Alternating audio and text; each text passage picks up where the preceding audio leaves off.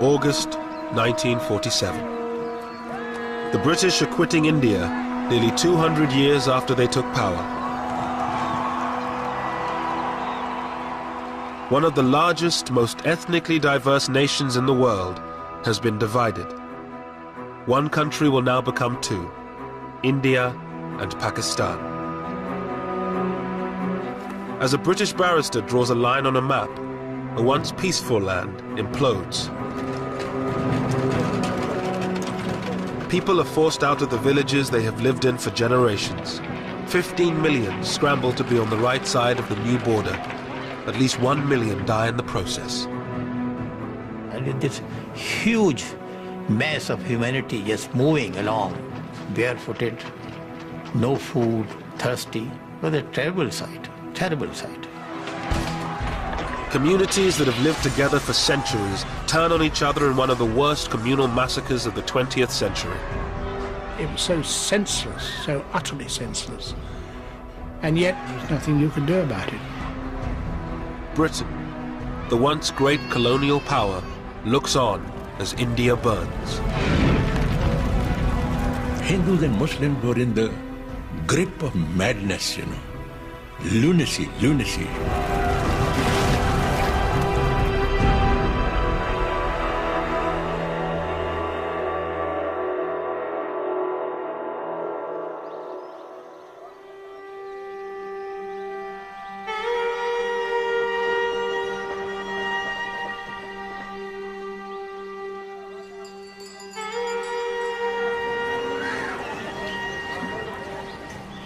In 1946, British India was largely at peace. On the surface, there was communal harmony between Hindus, Muslims, and Sikhs.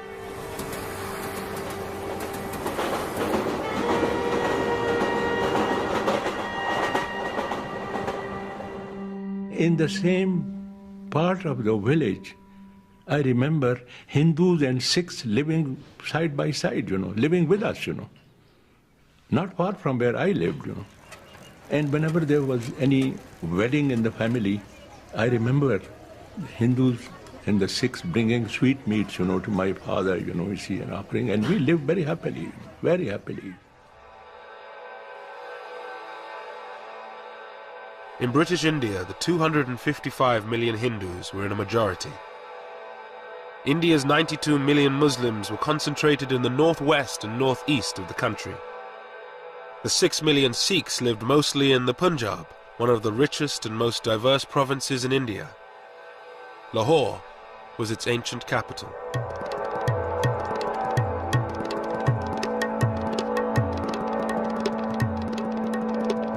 Lahore was one of the most cosmopolitan cities in the country, a center for education and fashion.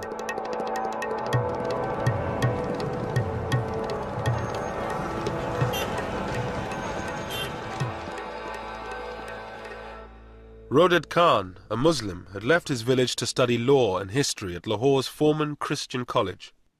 Lahore took my breath away, It was a different city, and it was a different world.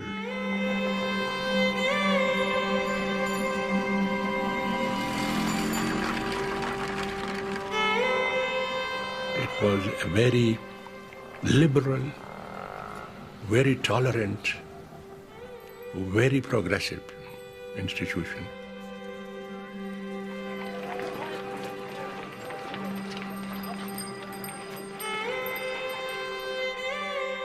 At the same time, Somanand, a Hindu, was in his final year of school in one of Lahore's fashionable suburbs. The fashions in Lahore became popular all over Punjab, not only in Punjab but in northern India.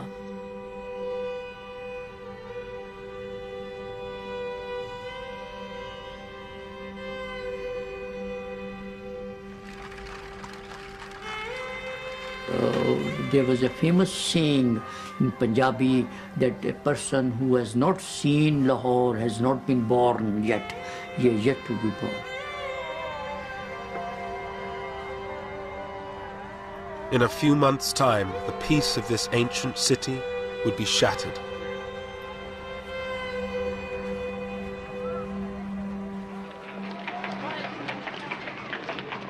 For nearly 200 years, Britain ruled over India's 380 million people.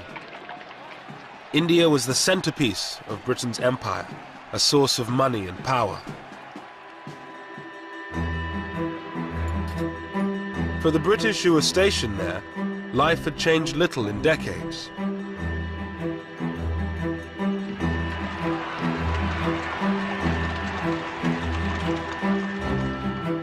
John Moores, an officer to a Gurkha regiment, had been in India for a year.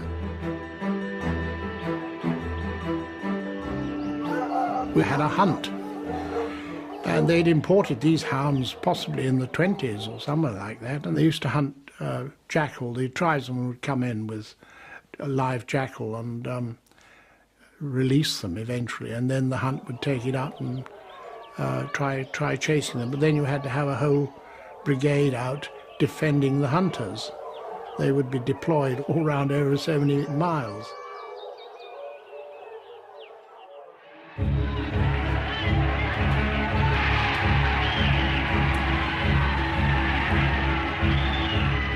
For decades, Indians had fought to rid themselves of British rule.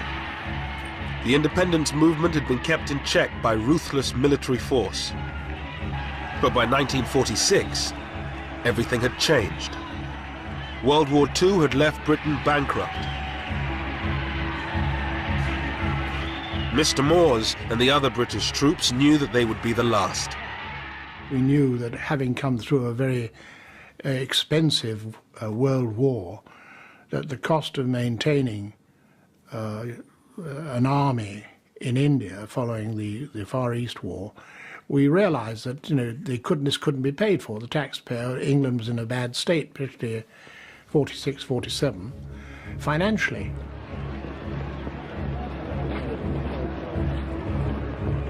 But India's independence leaders were divided over what should happen when Britain left. The Indian National Congress, under its leaders Pandit Nehru and Mahatma Gandhi, demanded a single state where all religions would live side by side. But many Muslims feared living under a Hindu majority. Even in the middle-class homes of Lahore, ancient prejudices ran deep. At one level, they had very cordial relations. Our Muslim neighbors were very good. They helped us, we helped them. But see, Hindus had a curious inhibitions.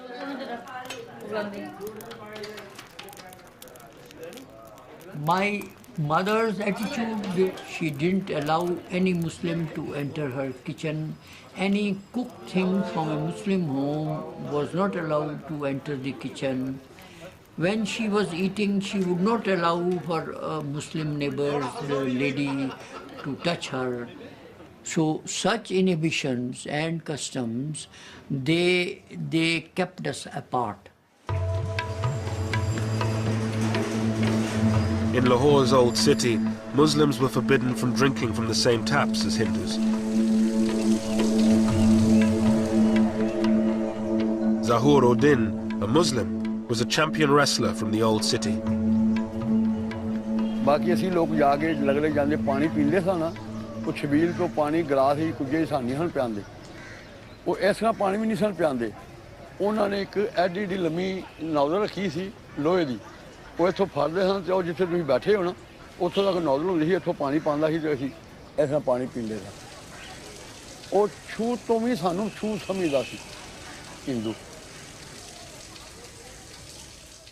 The Muslims were not getting enough jobs, education, they were not so educated.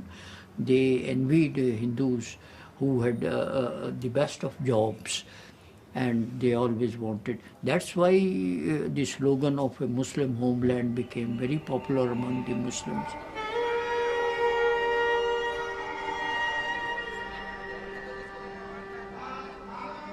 Muslim fears that Hindus would dominate an independent India drove the demand for a separate Muslim homeland.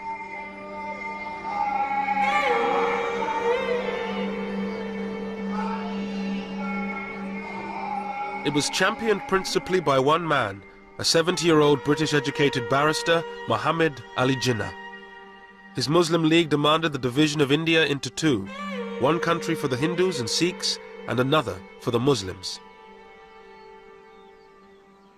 Once the British leave, and there will be a democratic form of government, you see, you know. But in a democratic form of government, the Hindus will always be in a majority, and the Muslim will always be in a minority. We have no chance. Our minority will never be transformed into a majority, you know, and the Hindu majority will always remain a permanent majority. Therefore, we have no chance. Pandit Nehru, the leader of Congress, toured the country arguing the case for a united India. The whole idea that India should be divided was based on a fantastic notion that religion constitutes nationality. Nayantara Sehgal lived with her uncle, Pandit Nehru.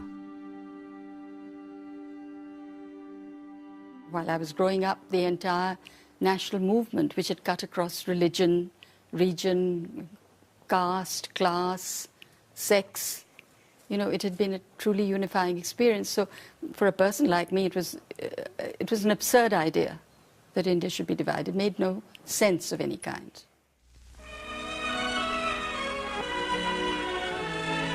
Clouds gather over Simla for the opening of Lord Wavell's conference with the Indian leaders. In March 1946, a British government delegation, the Cabinet Mission, arrived to negotiate between Congress and the League. This was supposed to be the breakthrough conference, where a deal would be struck leading to an independent India. Pandit Nehru, who calls for an Indian republic, is accused by the League of working for domination over the Muslim minority. Jinnah did compromise on his demand for a separate Muslim state. He accepted a united India if it had weak central powers.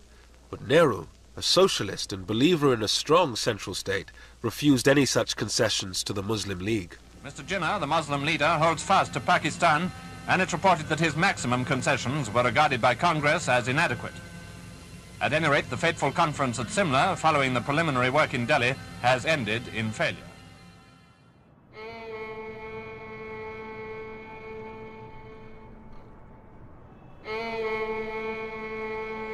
Calcutta, a stronghold of the Muslim League, August the 16th, 1946.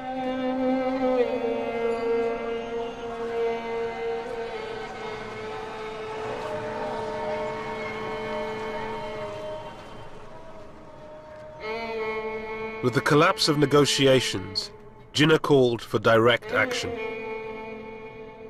Thousands of Muslims gathered in the center of the city to demand a separate homeland, Pakistan.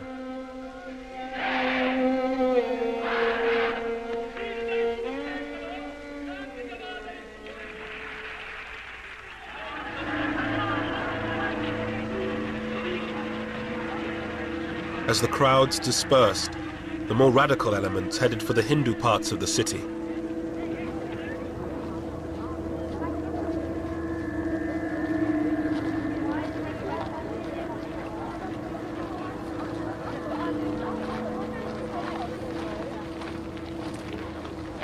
I was thinking of going out for a stroll, and then all of a sudden I found some Muslim hoodlums.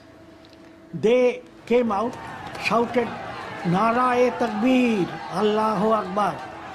Allah is the great master.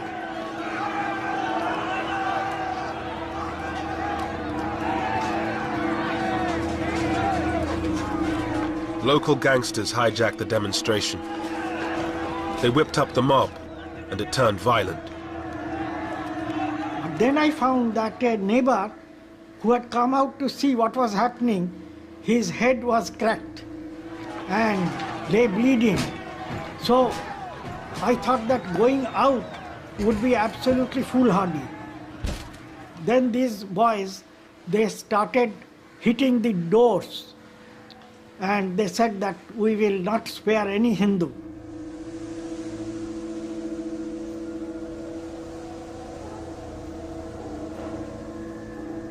As the city erupted in communal violence, Muslim slaughter of Hindus turned to Hindu slaughter of Muslims. Shankar Ghosh, was covering the riots for a Calcutta newspaper. A jewellery shop was surrounded by a crowd armed with iron rods.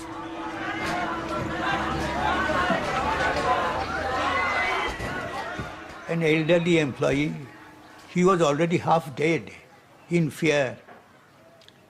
He came with his folded hands like this.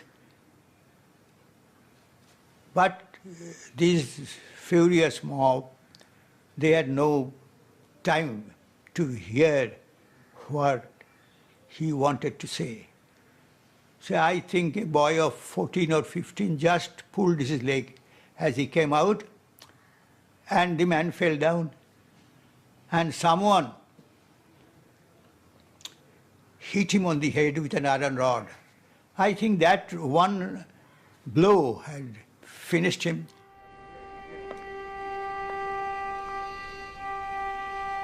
Around 5,000 people were killed in 3 days of rioting.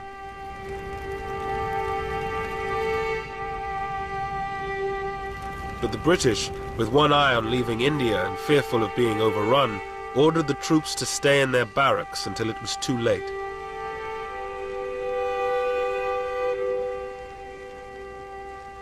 We had absolute faith in British authority. We had absolute faith in the peace that British had given us. For 3 days there was no sign of authority on the streets, and it was anybody could murder anybody.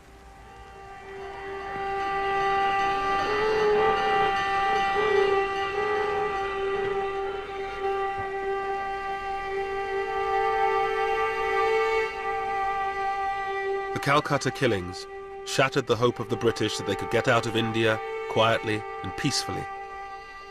With religious hatred and suspicion growing, the dream of a united India seemed to be falling apart. Pran Chopra was a young reporter for All India Radio at the time of the riots.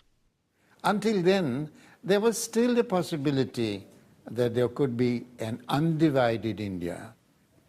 That impression evaporated in the heat of what came to be known as the Great Calcutta Killings. Once that impact spread through the rest of the country, the hope that India could remain undivided began to vanish. After Calcutta, the violence spread.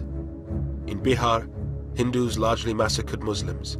In Noakhali, in Bengal, it was Hindus who were mostly under attack. With British power waning, India was in danger of falling apart in the chaos of communal violence. One man thought he could bring the country together and maintain the dream of a united India: Mahatma Gandhi. Ashoka Gupta was one of Gandhi's disciples.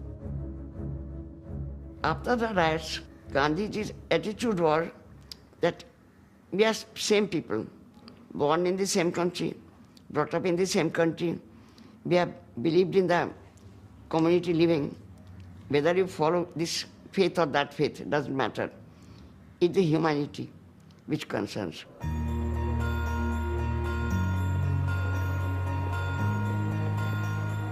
Gandhi spent the first months of 1947 walking through the villages of Noakhali, holding prayer meetings, trying to bring Hindus and Muslims together.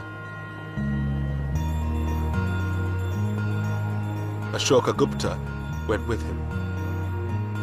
Gandhi walked from one village to another, and while he walked, he sang. He rested in a Muslim house, then he rested in a Hindu house.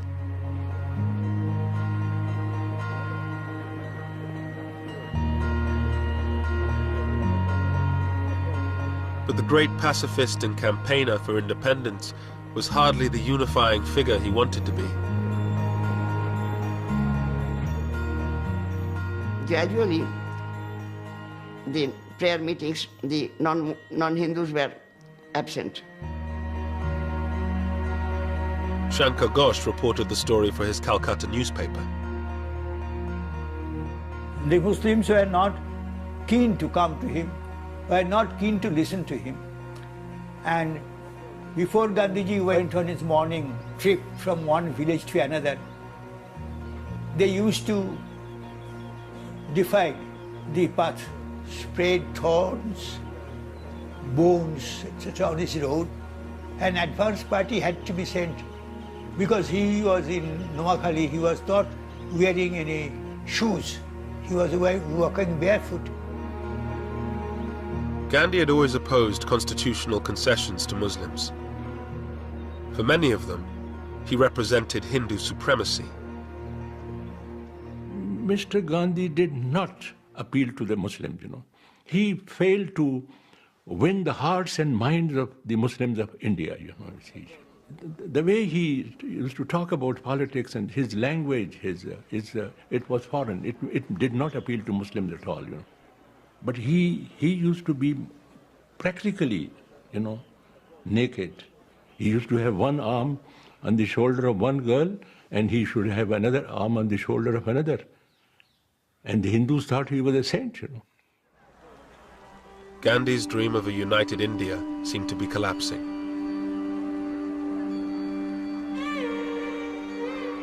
He was a sad man. I think nobody was listening to him. He was considered to be an incorrigible idealist who has no connection with reality.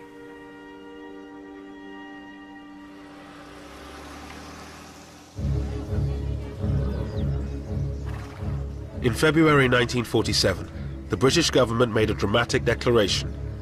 They would definitely leave India by June 1948.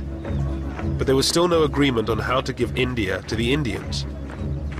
With chaos spreading, they decided on a radical solution: to appoint a new viceroy. The scene is North Holt Airfield, the occasion the departure of Lord Mountbatten of Burma, who was leaving for India with his wife.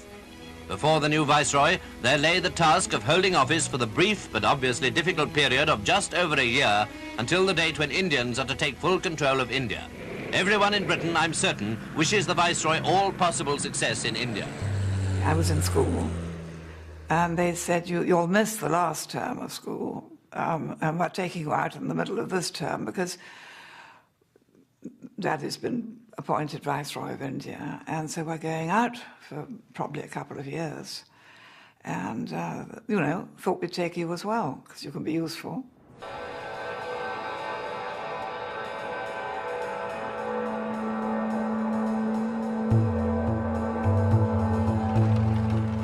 In March 1947, Mountbatten arrived in India.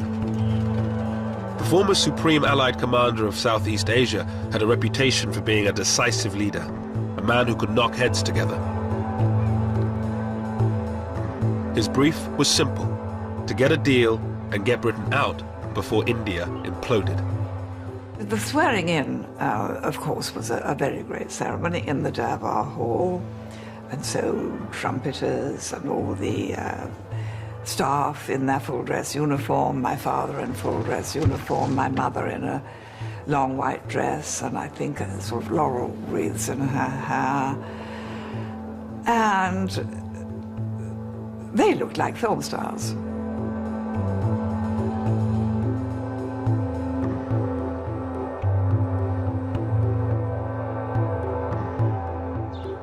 The Viceroy, his wife Edwina the Vicereine, and their daughter Pamela moved into Viceroy's house in New Delhi with its staff of 5,000.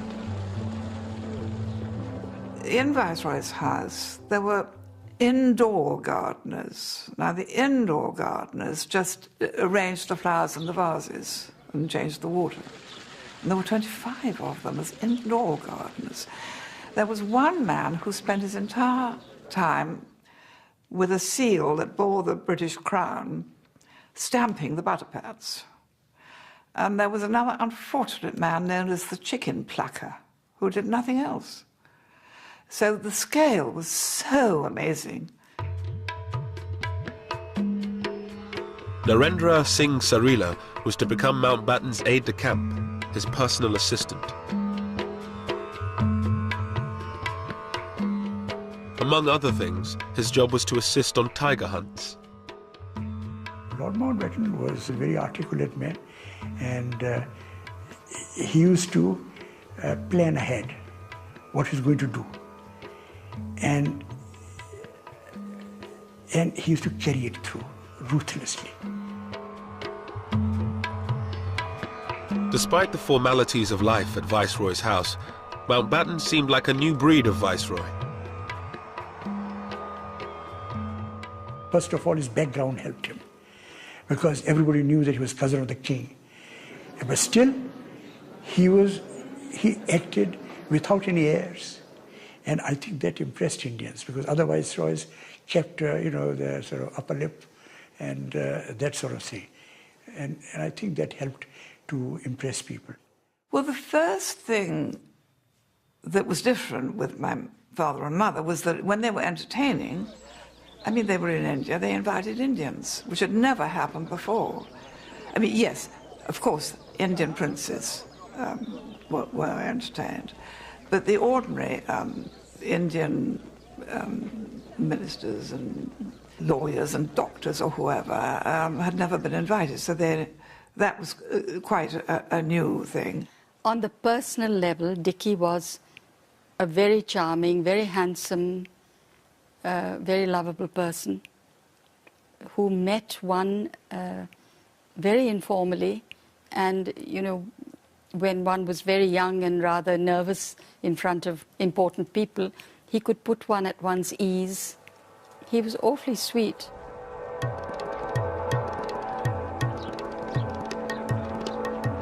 Mountbatten's first task was to meet the Indian leaders, Mahatma Gandhi and Pandit Nehru for Congress, and Muhammad Ali Jinnah for the Muslim League. He hoped his more informal style would give him greater success than his stuffier predecessors. They sat away from the desks in armchairs and were offered refreshments of some kind, and he would say, well, now, before you put me in the picture politically and in the state of India, do tell me a bit about yourself. It was a technique that worked with Nehru. The two would become lifelong friends, but it totally failed with Jinnah. He came out of the meeting afterwards and said to his aides, my goodness, he was cold, cold as ice.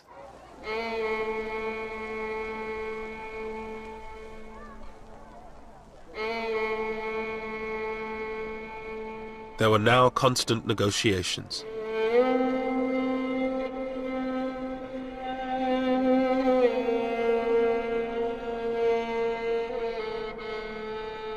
As a divided India became a real possibility, the political tensions at the centre filtered down to the local level.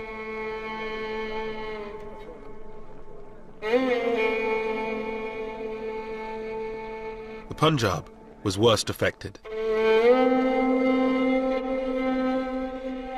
The province was one of the wealthiest in India.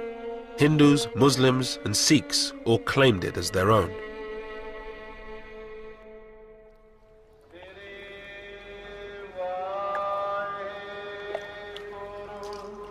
The Punjab was home to most of India's 6 million Sikhs, the location of their most holy site, the Golden Temple. The Sikhs' great fear was that if India was divided, the Punjab, with its Muslim majority, would end up in Pakistan. For Sikhs, it was unthinkable that they would be ruled by the Muslims, historically their enemies.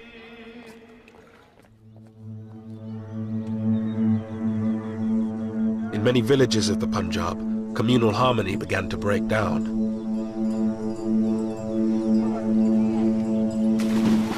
Aridaman Singh Dillon was living in a mixed Sikh-Muslim village. I had Muslim friends, and we used to play together. And there was nobody from our families put any obstacles between us. But when the strife began, then I was prohibited from going out with my Muslim friends. But we would sneak away, and often will get caught and scolded. My grandfather, he noticed us going about playing around in the fields. We tried to hide, But ultimately he found out, and I was giving a good thrashing and scolded. Bhai Jassa Singh ji, Bhai Nihal Singh ji, as a young boy, he watched local politicians stir up divisions between the communities for their own ends.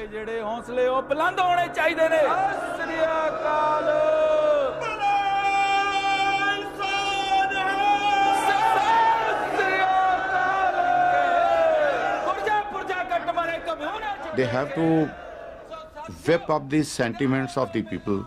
And the easiest way to whip up the sentiments of the people are to tell them that their religion is in danger, that is, their community is in danger.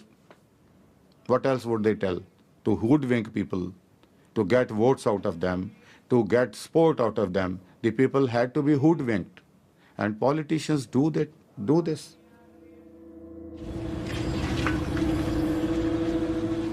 Tension also increased in the Punjab's capital, Lahore. Student Somanand always had a lot of Muslim friends. They now refused to talk to him. A class fellow of mine raised the Congress flag on the school building. The Muslims were very furious. Why? They also raised their Muslim League flag on the school building. So the tension increased. The distrust was already there under the surface.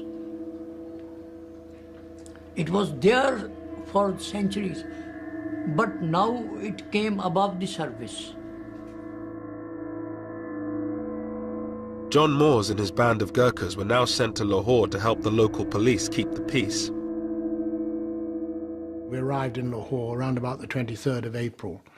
We already knew that there were rumblings going on for intelligence that had been passed to us, and we were briefed on that.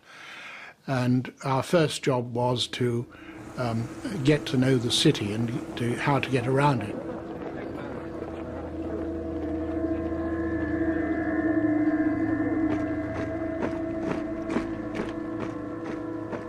We had orders that we were to stay armed, and you'd have to go to a dance or have dinner out somewhere with a 845 revolver strapped on, because there was already talk about people having reprisals.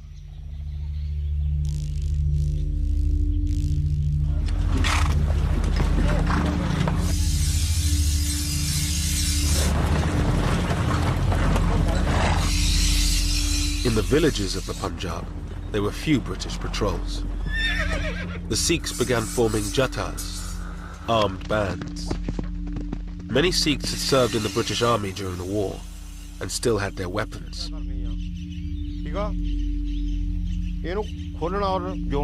These ex-soldiers began to train their Sikh brothers to prevent a Muslim takeover of the Punjab. Jatadar Shingara Singh had recently been released from prison where he served time for assault. He lived in a Sikh majority part of the Punjab.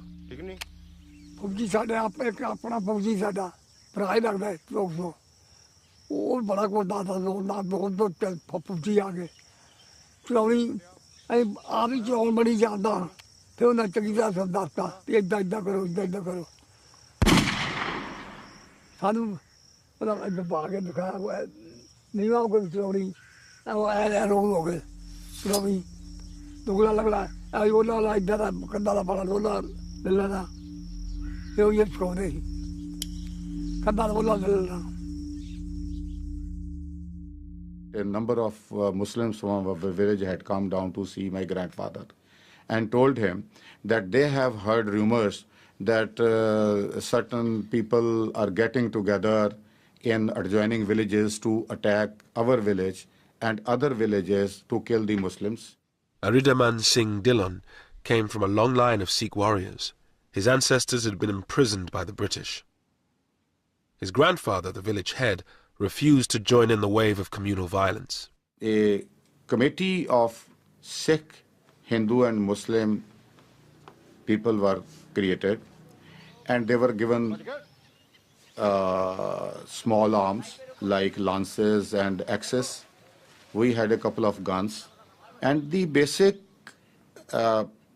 reason for doing this was to guard their own village against the people coming to loot the Muslims of that village and to guard their Muslim friends. And every night they would hold the patrolling throughout the village to guard the village and the Muslims.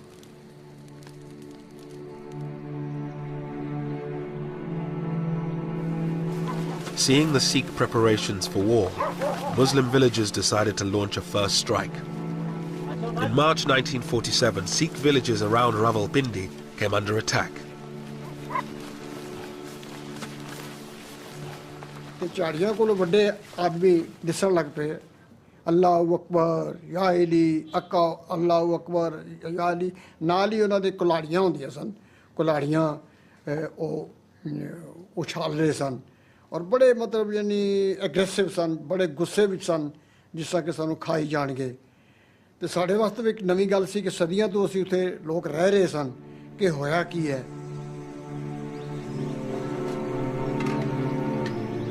The Sikhs were heavily outnumbered by Muslims. Their biggest fear was that their women would be taken away, converted and raped.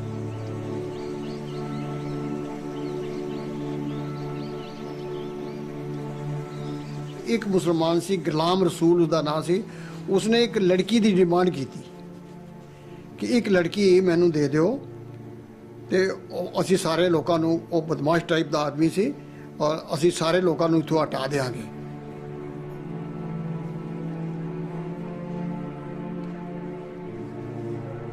The women of the village went into hiding. Bir Bahadur Singh's father decided to act to save the honor of his village. His teenage son looked on. 10 ਸਾਲ ਤੋਂ ਲੈ ਕੇ 40 ਸਾਲ ਦੀ ਤੱਕ ਜਿਹੜੀਆਂ ਸੁਨੱਖੀਆਂ ਸਨ ਸਾਡੇ ਇਲਾਕੇ 'ਚ ਬੜੀਆਂ ਔਰਤਾਂ ਸੁਨੱਖੀਆਂ ਹੁੰਦੀਆਂ ਸਨ ਪਹਾੜ ਦਾ ਨੀਮ ਪਹਾੜ ਦਾ ਇਲਾਕਾ ਸੀ ਤੇ ਉਹ ਸਭ ਤੋਂ ਪਹਿਲਾਂ ਆਪਣੇ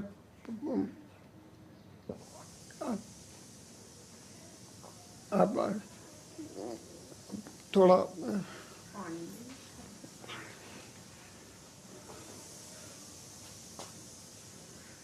ਆਵਾਜ਼ ਮਾਰੀ ਸਭ ਤੋਂ ਪਹਿਲਾਂ ਆਪਣੀ ਬੇਟੀ ਨੂੰ ਮਾਨ ਬੇਟਾ ਆ ਜਾ ਮੇਰੀ ਭੈਣ ਮਾਨ ਕੌਰ ਜਿਸਦੀ ਜਿਹੜੀ ਮੇਰੇ ਕੋਲ 2 ਸਾਲ ਵੱਡੀ ਸੀ 18 ਔਰ 19 ਸਾਲ ਦੀ ਸੀ ਔਰ ਬੈਠ ਗਈ ਮੇਰੇ ਪਿਤਾ ਜੀ ਨੇ ਖੰਡਾ ਜਦ ਕਰਨ ਲੱਗੇ ਤੇ ਉਹ ਵਾਰ ਜਿਹੜਾ ਸੀ ਉਹ ਲੱਗਿਆ ਨਾ ਵਾਰ ਲੱਗਿਆ ਨਾ ਰੱਬ ਜਾਣੇ ਮੂੰਹ ਆ ਗਿਆ ਔਰ ਕੀ ਹੋ ਗਿਆ ਮੇਰੀ ਭੈਣ ਨੇ ਆਪਣੀ ਗੁੱਤ ਇੰਝ ਕੀਤੀ ਔਰ ਮੇਰੇ ਪਿਤਾ ਜੀ ਨੇ ਬੜੇ ਗੁੱਸੇ ਨਾਲ ਉਹਦਾ ਦੁਪੱਟਾ ਇੰਝ ਕੀਤਾ ਔਰ ਮੋਰੀ ਕਿਰਪਾਨ ਔਰ ਸਿਰ ਉਹ ਪਰੇ ਸੀ ਪਿਆ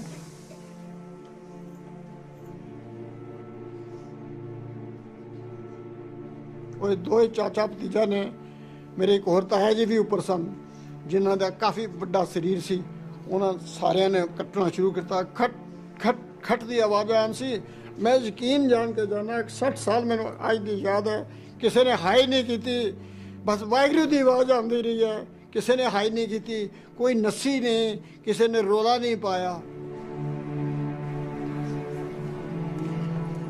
Such scenes were repeated throughout the western Punjab in March and April 1947.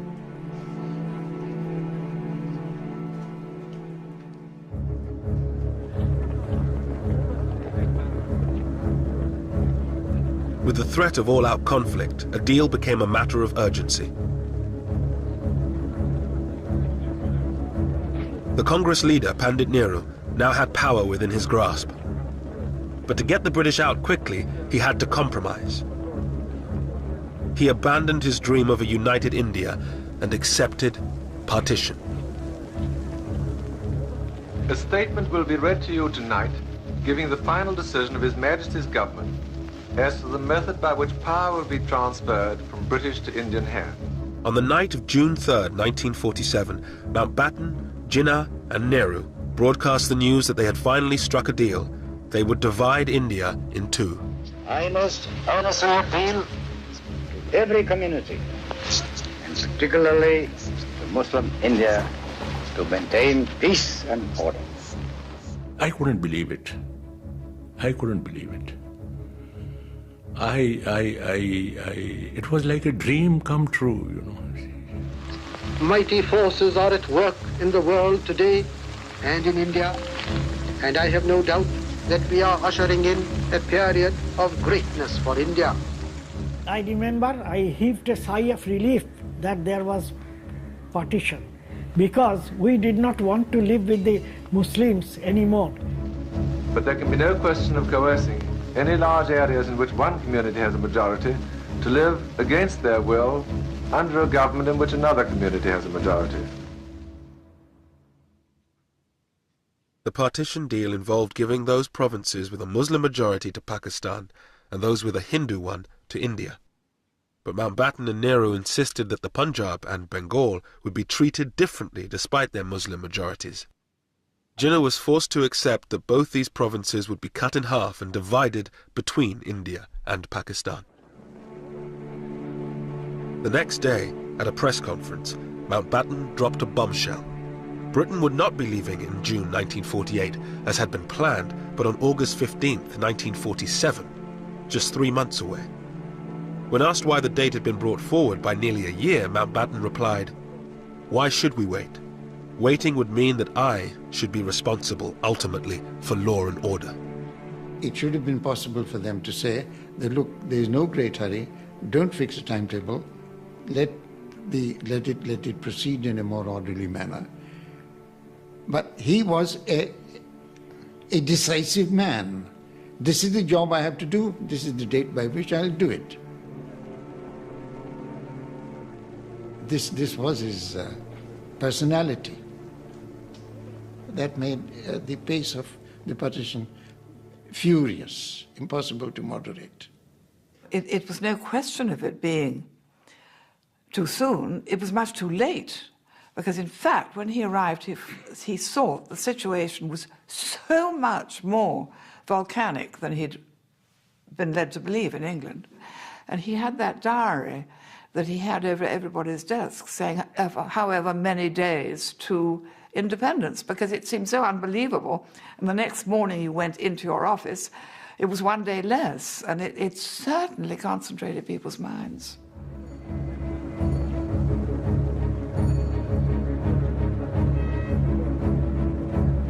But with 3 months to go, no decision had been made on one crucial matter: where the border between Pakistan and India would lie.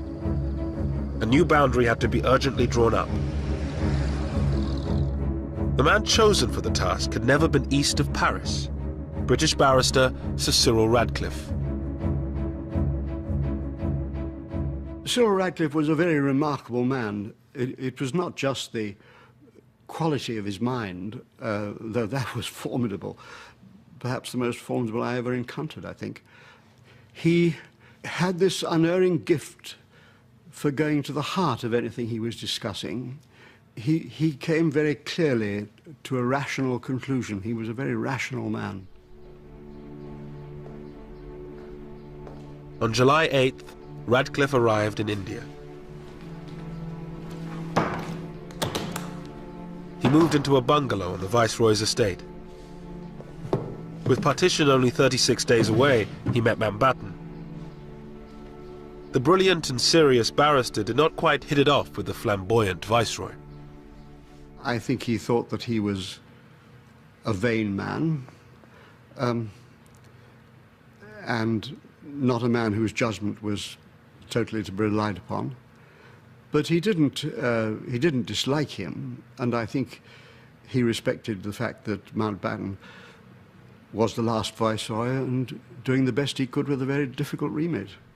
Could you get me the figures, please, for the Gurdaspur district? I believe I'm right in saying that there is a narrow Muslim majority, but not a substantial one. Yes, it's 50.6%. 50.6. With his private secretary, Christopher Beaumont, Radcliffe began his work. His toughest job would be in the Punjab and Bengal, which were being divided in two. Radcliffe was being asked to draw a line through the middle of both provinces. In doing so, he would look at which religion was in a majority in each individual district, but he would also take into account other factors, such as the connection of railways, canals, and irrigation channels.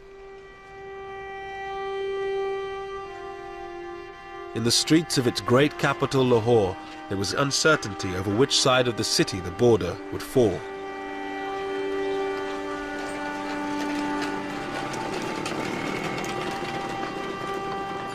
Satish Gujral was an art student in Lahore from a politically influential Hindu family.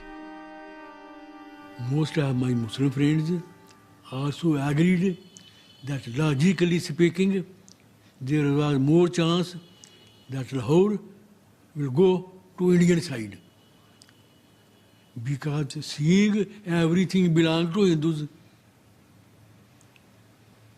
education, money, banks, insurance, buildings.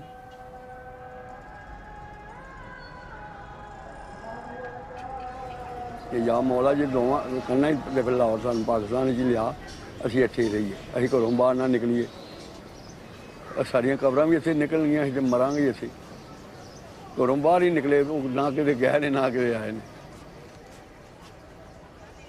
On the quayside at Bombay, Viscount Mountbatten bids bon voyage to 1,500 British soldiers.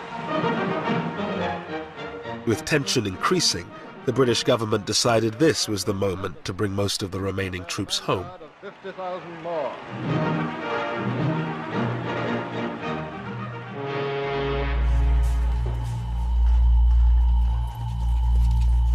With just over a month to partition, tension on the streets of Lahore began to turn to violence. There was a date and everybody then knew that do whatever you can now, because after this date you won't be able to do it. Whether it's looting Muslims or looting Hindus, whatever it might be.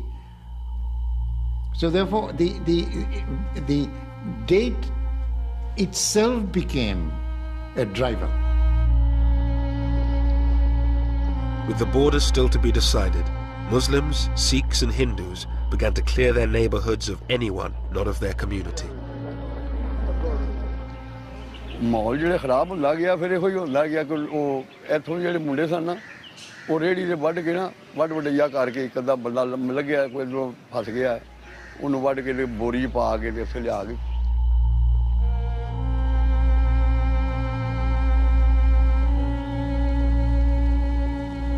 खूह सी उत्थे लिया के ते ओनू साड़दे सन ये मुंडे मुसलमान जेह्ड़े ऐसे एरिए जित्थे जित्थे मुसलमान हैगे सन उदों हालात इस तरह इहो जिहा रोई कतकत होया मार दित्ता साड़ दित्ता एह पोजीशन हो जांदी। Despite violence erupting around the Punjab, the British presence was now minimal. John Moores and his small group of Gurkhas did what they could in Lahore. You try to get in there quickly and say, well, what's happened with the police? And they say, well, this shop's been set on fire. And then the next thing which upped it would be someone would be killed or burnt. And so then you get a reprisal from the other side, then picking on somebody else. And gradually, this is how it escalated. It was like a bushfire. And it was difficult to control. As Lahore tore itself apart, Mountbatten had other problems to solve. Partition was just a few weeks away, but the future of large parts of India had yet to be decided, that of the princely states.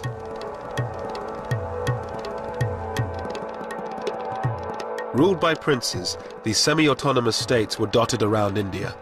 They had been allowed to run their own affairs in return for their loyalty to the British Crown.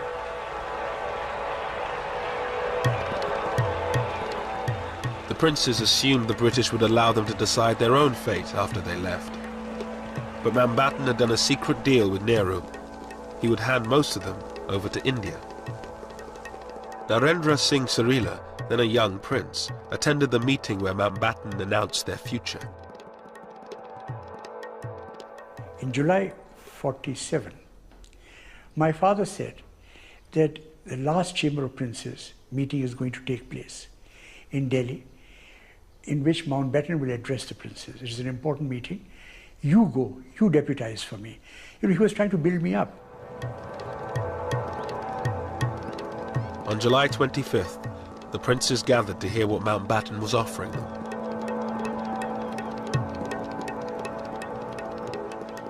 He came and stood in front on the podium. And I remember that he looked left and right while pictures were taken. It was perfect showmanship. And then he started addressing the princes. Your Highnesses, ladies and gentlemen, and he said that we have no alternative but to sign the instrument of accession. Mountbatten told the princes they had little choice: join the Indian Union or be swept away in a wave of democratic change. And I think this made a great impression, and many of the princes who had these ideas that they would become independent and do what they like, they just collapsed. They realized that if they didn't sign, most of the princes, the small ones, they would be most probably wiped out. With the princes in the bag, the partition settlement was nearly complete. All that remained was the final border, down to Sir Cyril Radcliffe. I think it was the loneliness of the decision which I remember him talking about. It wasn't a single decision, it was a series of decisions about where the line should be drawn. These decisions were going to be his, and he had to take responsibility for them. And I think he found that a lonely experience by comparison with some of the things he'd done. Sir Cyril had no time to see what was happening in the lands he was dissecting. His approach to drawing up the boundary, separating majority Hindu Sikh areas from majority Muslim ones, almost certainly encouraged the religious cleansing of entire districts. There were areas where the margins were not very great. Therefore, the majority in those areas wanted to make sure that the process didn't get fudged with small numbers. So drive the minority out, whether it is Hindu or Muslim minority, to make sure that this bit of territory doesn't slip out of your hands.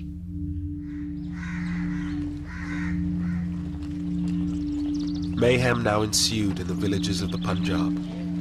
A few individuals took a stand. Dylan's grandfather was threatened for trying to protect his Muslim neighbors.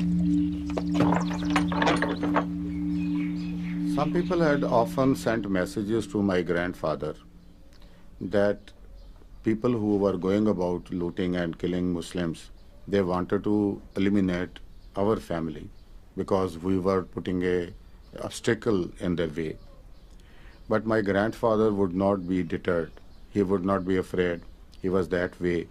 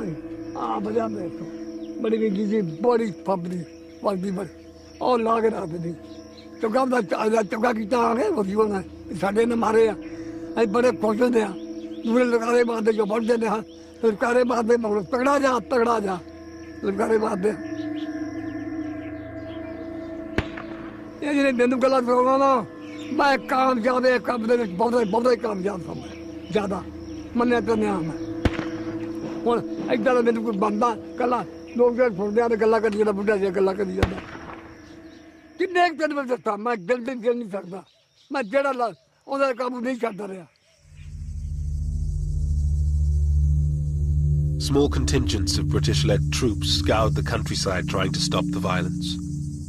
But by then, they were just too few to make a difference.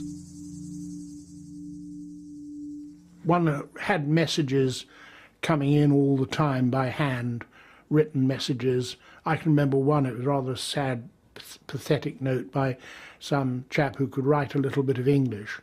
And he had been in the Indian Navy. And on a scrap of paper, this came in one day saying, I'm home on leave at this particular village. And my name is so-and-so, my number is so-and-so, please can you come and help us, we are going to be attacked. But by the time we located the village, we got there and the village had been attacked and I couldn't find this man, a lot of people were killed.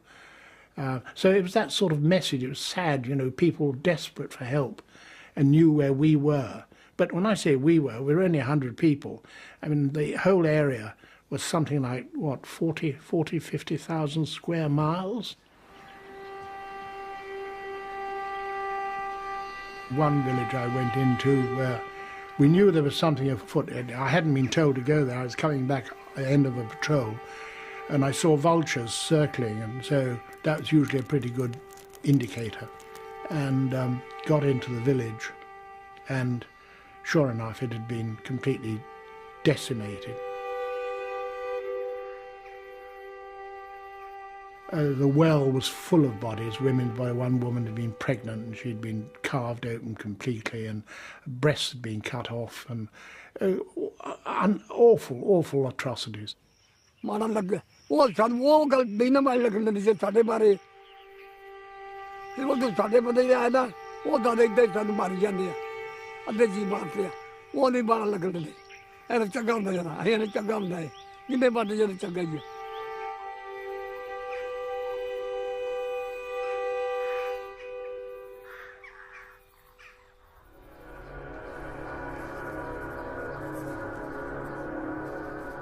In Lahore, murder was now an everyday occurrence. With partition just 2 weeks away, rumors circulated that the city would go to Pakistan. Lahore's richer Hindus took no chances. There was tension. The Hindus started leaving much before the partition Lahore. They knew that Lahore would go to Pakistan. They started leaving the city, but they pretended that they are not leaving. They kept their drawing rooms as it was there. All the sofas and all the furniture was there. In the hearts there was a hope lingered that Lahore would be on this side.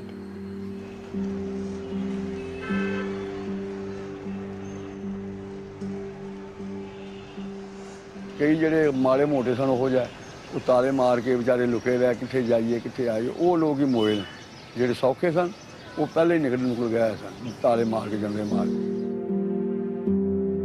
Som's father, a bank manager in Lahore, said if they could live under the British, they could live under the Muslims. I didn't want to leave. My father also didn't want to leave. He hoped. And he said, okay, all these people who are leaving, they are fools. They'll come back tomorrow.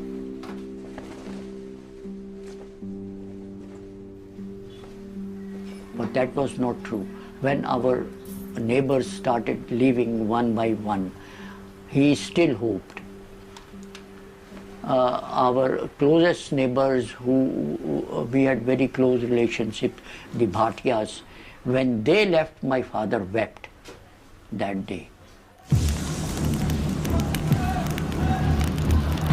As thousands fled, Muslim gangs set fire to the Sikh and Hindu areas of the old city.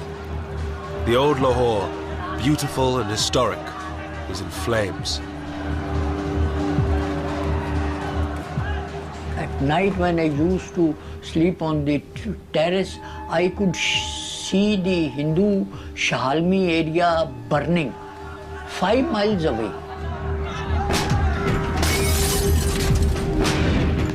The flames could be seen. So high the flames were. Shahalmi was a thickly populated Hindu area. It was burnt down completely. And I could see 5 miles away the flames, the light, all that. And we were so terrified that night. All around my house, people were running. Children, elders, women. When I asked someone, he said, mobs are coming. and the area is on fire. He told me to run at once if you want to save your life.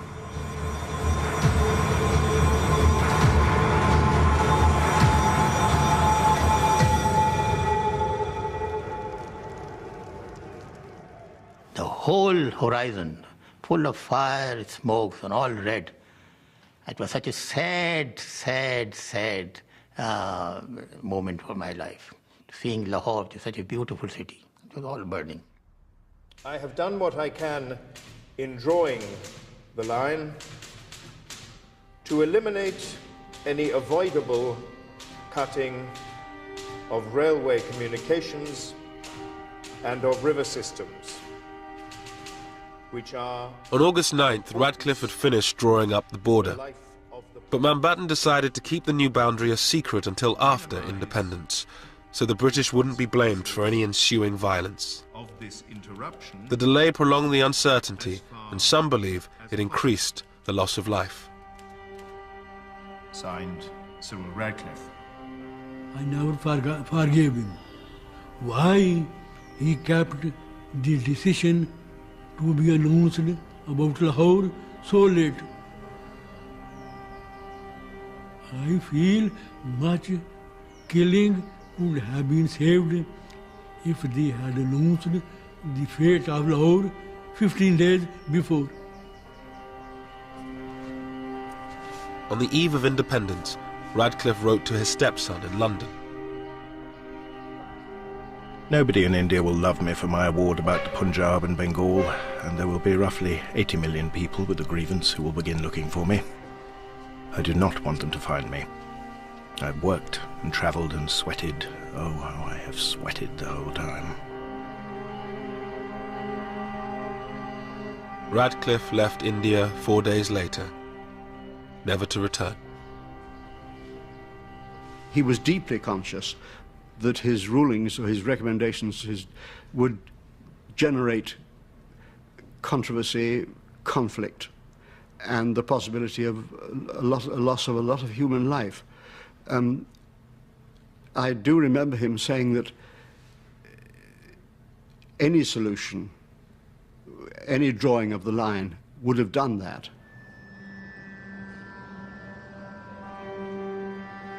On August 14th, 1947, a new country was born on the subcontinent. Jinnah's dream of a Muslim homeland became a reality in Pakistan.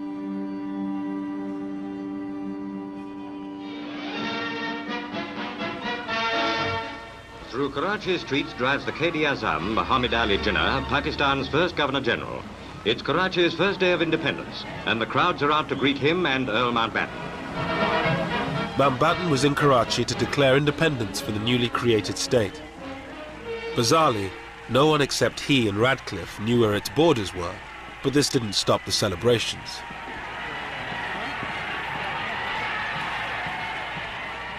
It never occurred to us that the Muslims of India will ever see the emergence of a sovereign, independent country, which they could call their own, you see. A country they could live for, a country they could die for, you see. It never occurred to us,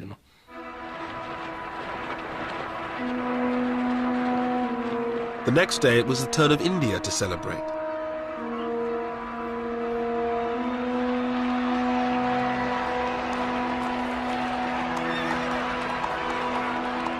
Hundreds of thousands thronged the streets as Nehru, Mountbatten, his wife Edwina, and their daughter Pamela made their way to the Constituent Assembly.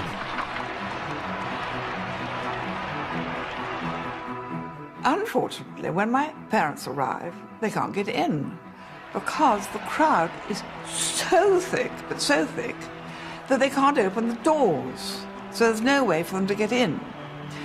So somebody has to crawl in some window and go to the Prime Minister and say, it's like to the Viceroy, I can't get in because the crowd is so vast. Will you come and sort it out?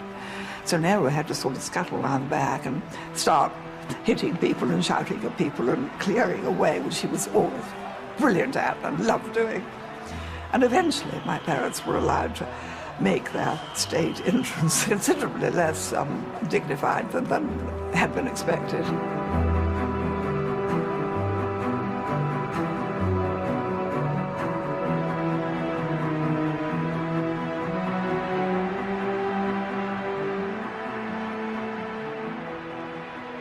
Well, you must remember that whatever the tragedy of partition, there are other aspects to it. I mean, it was an exhilarating occasion. There were millions of people out on the street celebrating. For my uncle and for his colleagues, it was the realization, though not in whole but in part, of their lifelong dream, the cause to which they had given their entire lives. And here it was. Indian independence. But not everyone was celebrating. Gandhi, who for decades had struggled for a united independent India, lay fasting in Calcutta. His disciple Ashoka Gupta was with him. He was a disappointed man.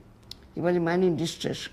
And he found that whoever people went with him to start with, now are deserting him. The desertion by other leaders, I think, hurt him very much. He wanted to die. His attitude was, let me die.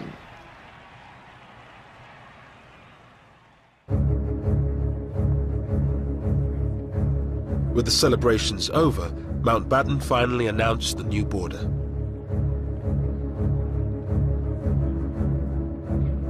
It sliced through the previously united provinces of Bengal and Punjab. Lahore was given to Pakistan, a disaster for the city's few remaining Hindus. We were dejected and we were so sorry because, see, those Hindus, by that time, Hindus had realized that it would not be possible for them to stay in Pakistan.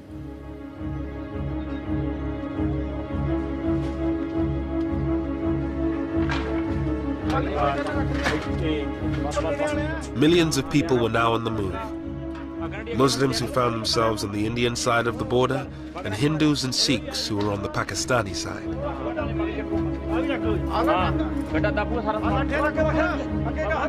They packed their belongings onto bullock carts and left the villages they had lived in for generations.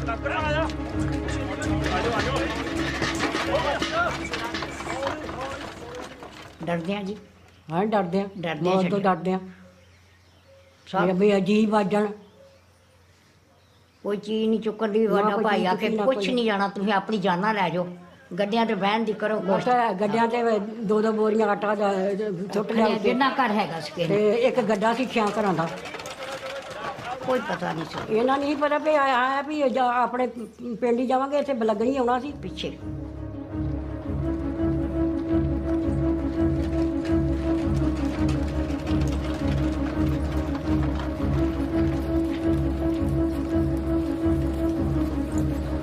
The refugees formed human caravans called kafilas.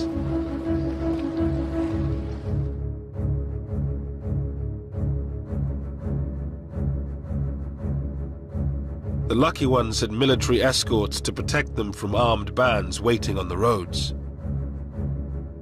The first major refugee movement, the biggest concentration, was about a 50 miles long column of over 200,000 people was moved, and I was escorting it from Jalandhar onwards up to the Pakistan border. Wajahat Hussain was a young army officer. He had been sent to the Punjab to deal with disturbances on the border. We had very few troops with us, very few troops with us. So here were these people. There were no transport arrangements. There were no arrangements for the medical cover. There was nothing except that we had collected these people in open spaces. They were told to move, and they were moving on foot. Some had bullock carts, and they put their belongings on the bullock carts, and their old people and children. Others were on the foot. And we used to do about, initially we used to do about 15 to 20 miles in a day. But as they got tired, as the days passed by, they became less and less. Military नाल military आउंदी रही अगे पिछे पिछे अहीं नाल दो तीन मौतां भी साडियां उत्थे रोटे आके हो गईयां हैगा हो गया बीमारी पै गई बहुत ज्यादा बड़ी मुसीबत थी बिठे फिर काबला खड़ा नेर पै नेरी पै जहाजा च भी रोटियां सानू इस तरह बाहर पै ना उत्थे काबला करना ते कोई जे पक्कियां नहीं पक्कियां नहीं पानी गंदे पीते पता ना तो झोने लगे झोने विच आया करके ते पानी पीना. Throughout August and September, the columns of refugees grew and grew, from hundreds of thousands to millions. Well, you imagine 2 million people on one road virtually, and it's just a seething mass of people trying to get water, trying to call in. Wells were poisoned, trying to find food, trying to cope, trying to cook, women having children. It's awful, awful things.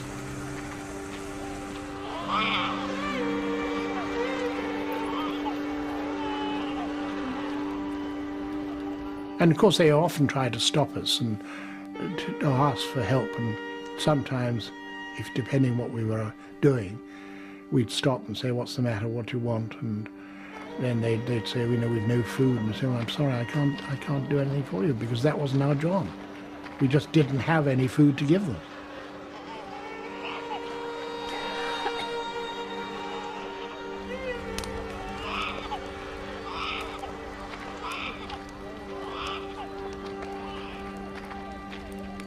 First they used to start throwing their baggage which they were carrying, everybody, whatever little they had to carry. And after 3-4 days, they used to gradually drop, and then they were left with just the clothes shattered, tattered.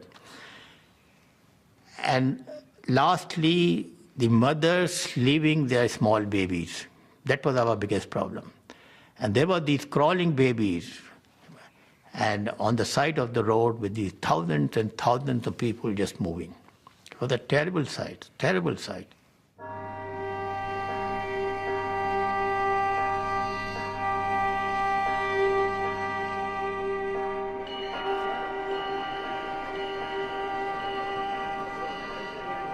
Tens of thousands of people boarded special refugee trains that made their way between India and Pakistan.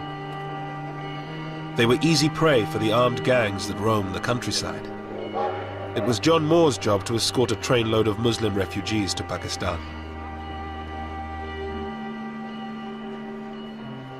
It wasn't a train, it was just a lot of coal wagons, steel coal wagons, and this of course is August, which is pretty hot. And we loaded up these wretched refugees.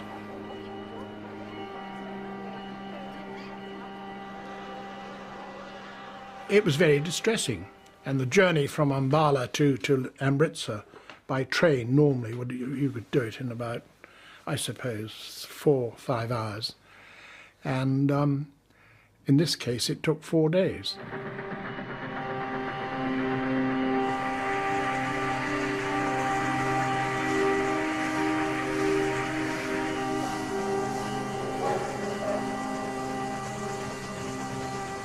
There was no water, very little water on the way. We had our own supplies of water for the 3 platoons, but we had a job to do, and we couldn't help them.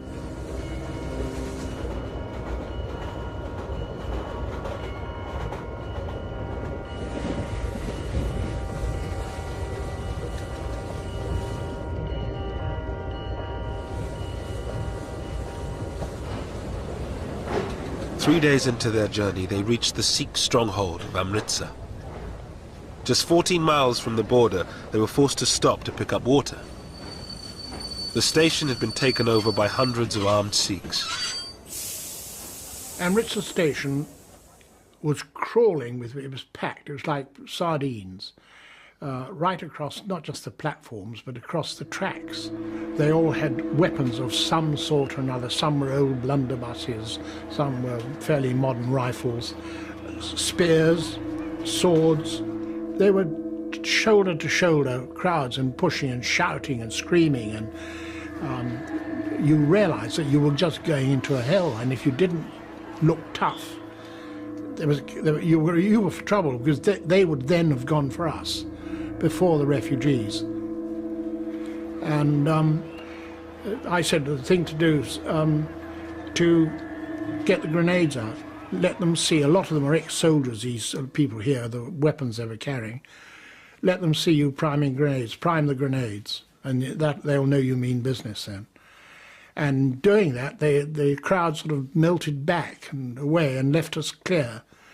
And I suppose we must have been in the station for about 4 hours, something like that. And just as dawn was breaking, we managed to pull away the engine to do the last 14 miles. There had been very little planning for the movement of refugees or their protection. Most British troops had already been sent home, whilst Indian and Pakistani forces were in total disarray. They were totally inadequate forces. And the reason was very simple, because the Indian army was being split. At the same time, don't forget that the troops were also concerned about their families, because wherever they came from, the trouble was going on in their homes also. So they were very much concerned. And most of them were on leave, or they were on the process of joining their new unit, or they had already joined. So very few bodies on the ground, really speaking, available to us to deal with the job.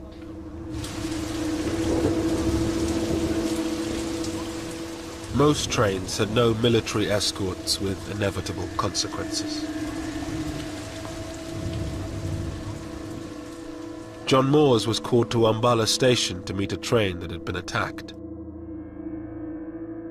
This was a trainload of, I don't know, 500, 600, 700 people, most of whom had been killed, slaughtered, mainly elderly people, young children, young women, and they had been attacked and slaughtered, shot.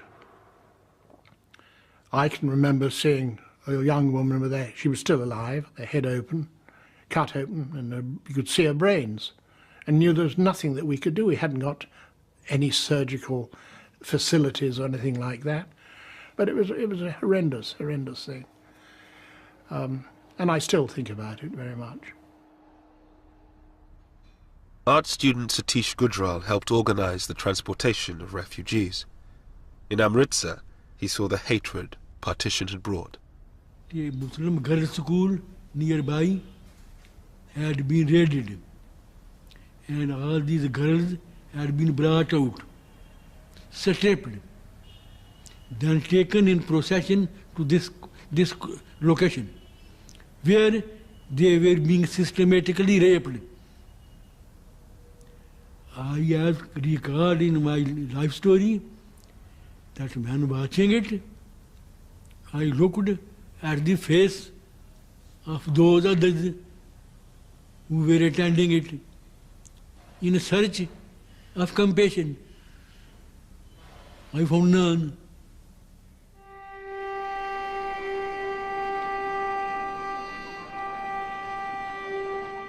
In the coming months, around 15 million people made the journey from one side to the other.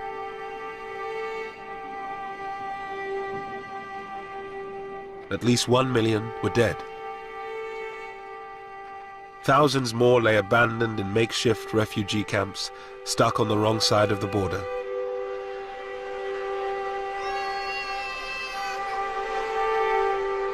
The Viceroy now led the relief effort.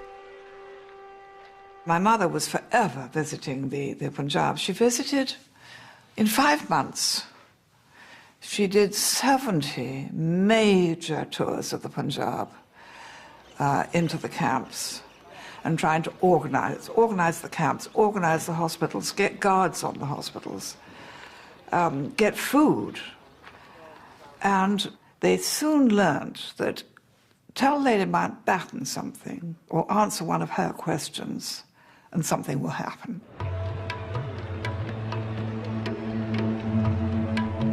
Pandit Nehru, the new Prime Minister of India, toured some of the camps with her. Finally, he came face to face with the price his people had paid for partition. Satish Gujral was in a refugee camp in Lahore when he arrived.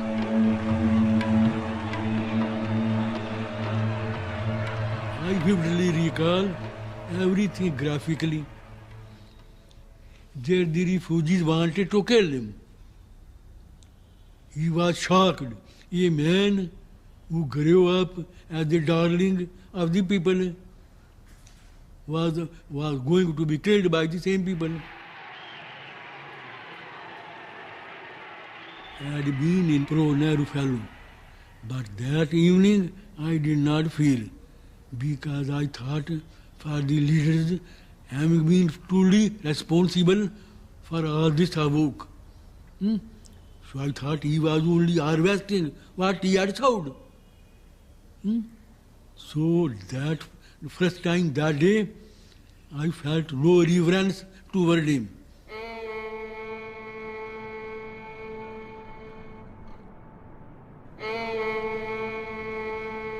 In Lahore, there were now few Hindus left.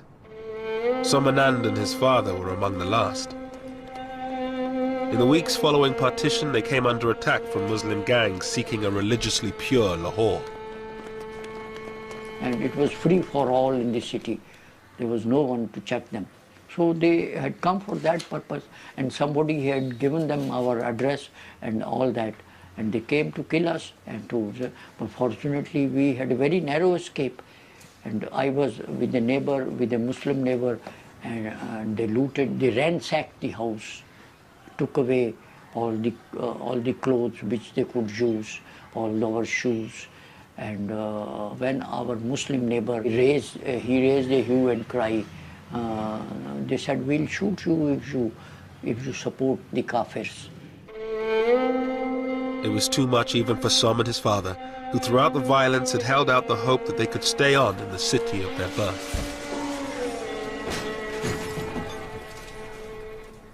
Then we decided to go to Delhi straight away. Went to the airport and came to Delhi with our 2 clothes, nothing. We left in a plane. My father bought 2 tickets for Delhi. I saw our houses when the plane went up and flied over model town. I wept.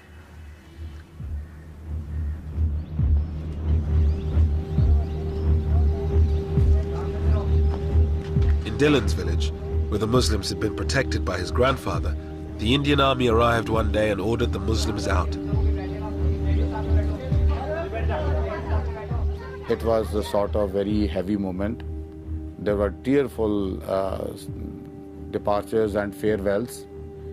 The Muslims left most of their assets and properties with their neighbors, thinking that they would be able to come again to pick those things up.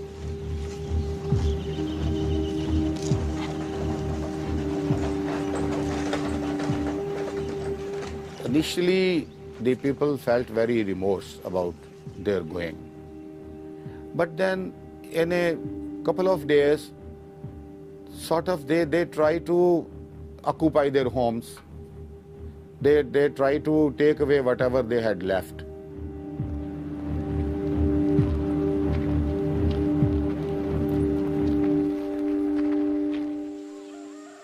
In only a few months, India had been divided along religious lines.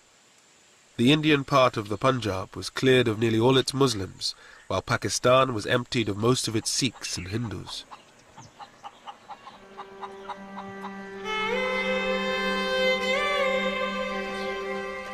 Lahore, once one of the most mixed cities in all of India, was now home only to Muslims. Gone was the cosmopolitan Lahore, you see. Gone was liberal, tolerant, progressive Lahore, you see. But I think culturally, Lahore suffered, you see. It was a great city in those days. It was a great city in those days. With the passage of time, we became more conservative, more backward, more intolerant, more pseudo-Islamic, pseudo-Islamic. I think the primary responsibility is of the Hindus who didn't treat the Muslims as their equals. That was the root cause. The Muslims and Hindus couldn't integrate despite living together for all these centuries. With the partition over, the job was done for the few British troops still left in India. John Moores returned to Britain at the end of 1947. I think the worst thing was that we couldn't stop the violence. The unnecessary cruelty is something which we didn't really know much about.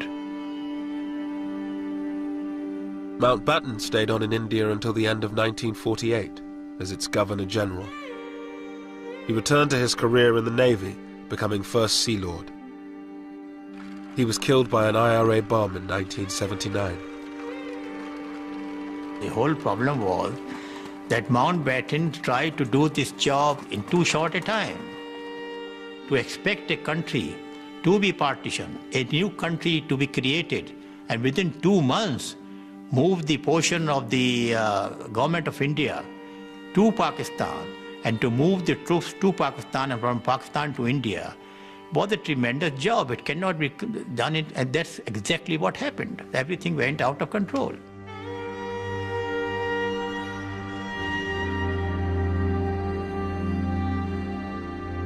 Satish Gujral, the art student from Lahore, became one of India's greatest painters.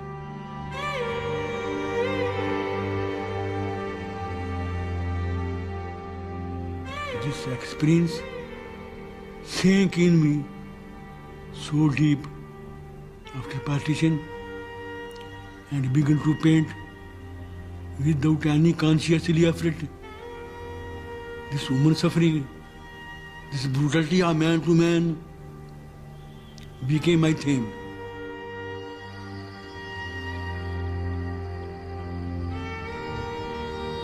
The border created in 1947 would become the focus for 3 wars and 60 years of animosity between the government of India and Pakistan. But for the people of the two countries, it was the tragedy of separation that lingered on.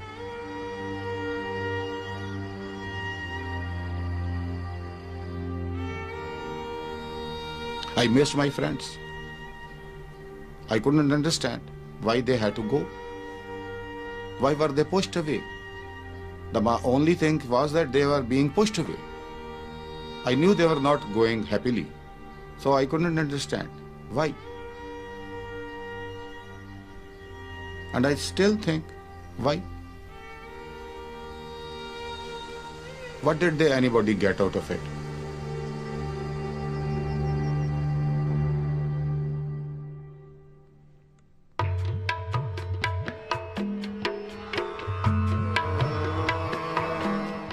And on BBC 4 at 11 in Midnight's Grandchildren, 3 British teenagers travel to the Punjab to see how their families were affected by partition. Coming next here on BBC 2 Newsnight.